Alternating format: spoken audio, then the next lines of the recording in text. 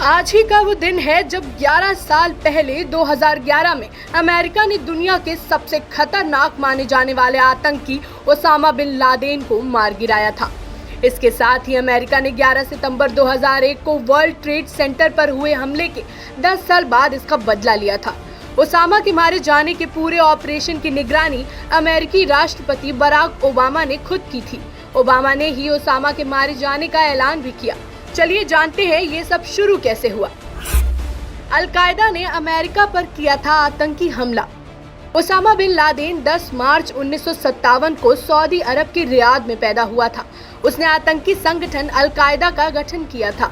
वो अमेरिका पर 9 सितंबर 2001 को हुए आतंकी हमले का मास्टरमाइंड था। उसके आतंकी संगठन अल-कायदा के आतंकियों ने 4 प्लेन हाईजैक करके अमेरिका के वर्ल्ड ट्रेड सेंटर के ट्विन टावर्स से टकरा दिया था। तीसरे प्लेन को उन्होंने पेंटागन से टकराया, जबकि चौथा प्लेन क्रैश हो गया था।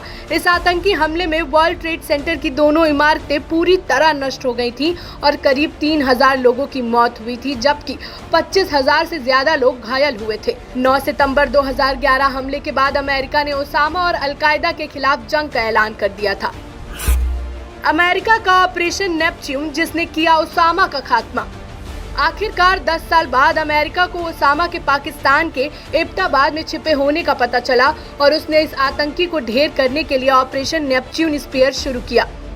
ये पूरा ऑपरेशन इतना गोपनीय रखा गया कि पाकिस्तान को इस बात की भनक तक नहीं लगी। अमेरिकी सेना के विशेष दस्ते ने उसकी सीमा में घुसकर अल-कायदा के सरगना ओसामा बिन लादेन को ढेर कर दिया। इस अभियान को अमेरिकी नेवी सील के कमांडो ने अंजाम दिया था। ओसामा को मारने के लिए करीब 25 सील कमांडो ने 6 अमेरिकी हेलीकॉप्टर में अफगानिस्तान से उड़ान भरी थी। लादेन को मारने के बाद अमेरिकी कमांडो उसकी लाश को एक बैग में पैक कर अफगानिस्तान ले गए। ये पूरा ऑपरेशन 40 मिनट तक चला। इसके बाद तत्कालीन अमेरिकी राष्ट्रपति बराक ओबामा ने ओसामा की मौत की पुष्टि की। अभियान में ओसामा की पत्नी और एक बेटे की भी मौत हो गई थी। किसने मारी थी ओसामा को गोली? ओसामा को मारने के ऑपरेशन में शामिल रहे अमेरिकी नेवी सील के एक ऑफिसर रॉबर्ट ओनील ने अपनी किताब द ऑपरेटर में ये दावा किया है कि ओसामा बिन लादेन की मौत उनकी चलाई गई 3 गोलियों से हुई थी। ओसामा की लाश समुद्र में बहा दी गई थी।